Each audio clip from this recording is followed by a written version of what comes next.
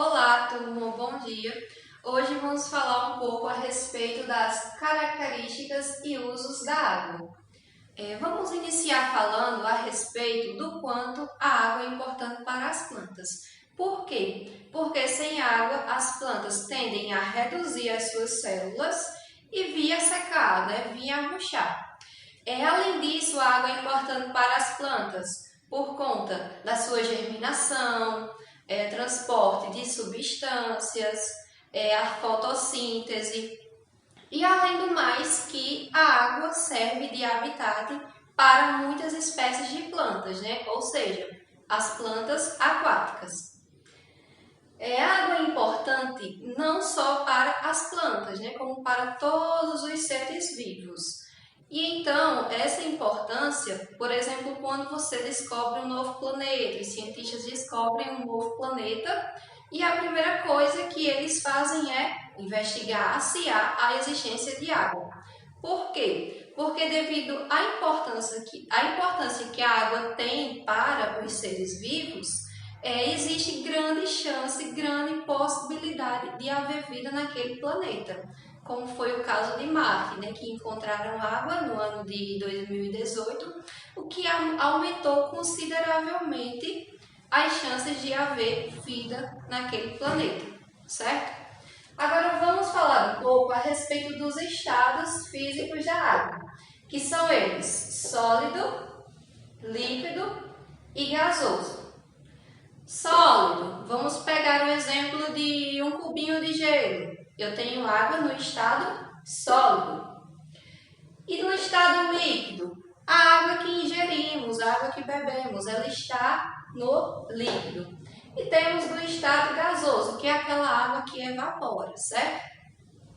Então, esses três estados físicos, sólido, líquido e gasoso, eles podem passar de um para outro, Existem processos que fazem com que eles mudem de um para outro, Eu tenho água, eu posso transformar no cubinho de gelo, ou vai evaporar, vai ficar no estado gasoso. Então, esses processos são chamados de fusão, quando ele passa do estado sólido para o líquido, certo? Sólido para o líquido.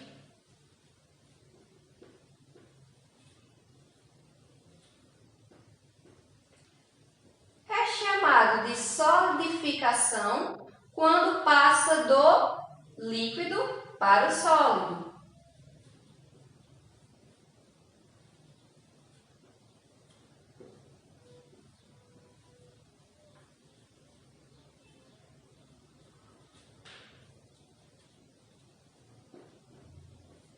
É chamado de vaporização quando ele passa do estado líquido para o gasoso,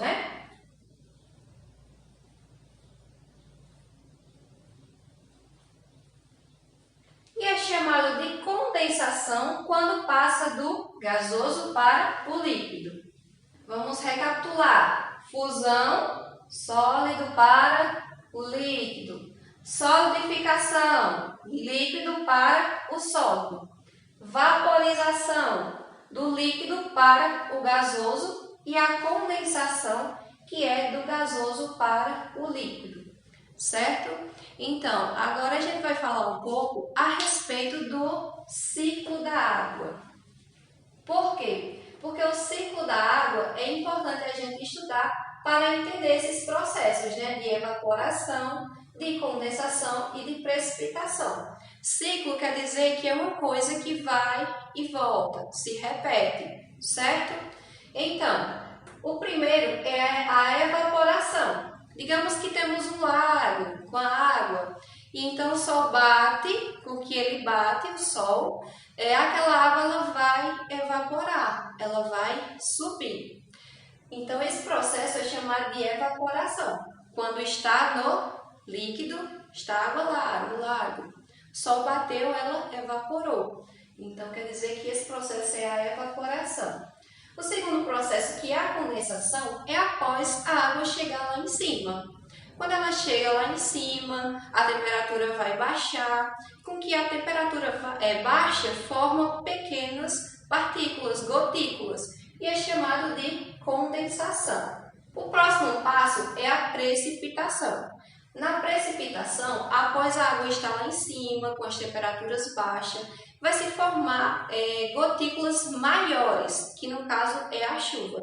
E assim vai voltar novamente em forma líquida para aquele lago, né, para qualquer outro lugar, vai continuar da mesma forma. Evaporação, condensação, precipitação, depois a mesma coisa, porque é um ciclo constante.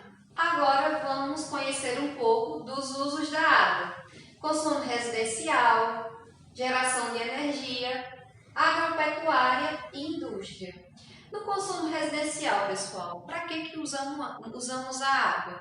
Bom, no nosso dia a dia, utilizamos na nossa casa para escovar os dentes, tomar banho, lavar roupa, utilizamos para o lazer. É uma infinidade de coisas que fazemos com água no nosso dia a dia.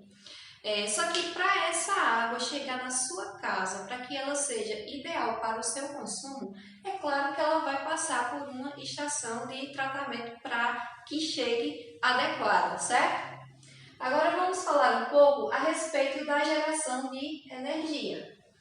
Como assim? A água gera energia? Sim, as usinas hidrelétricas, elas utilizam a força da água para a geração de energia. Aquela que chega na minha casa, na sua, ou seja, eles têm um grande reservatório de água, eles prendem em uma represa, fazem um grande lago artificial, depois eles soltam essa água, certo?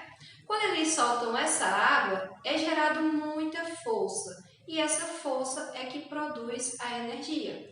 Claro, passa por um gerador e transforma na energia elétrica, né? Porque através da força faz com que movimente bastante, se torne uma energia cinética, posteriormente venha a ser elétrica, certo? Agora vamos falar da importância da água na agropecuária e na indústria. Como eu já citei para vocês, a água é bastante importante para as plantas, certo?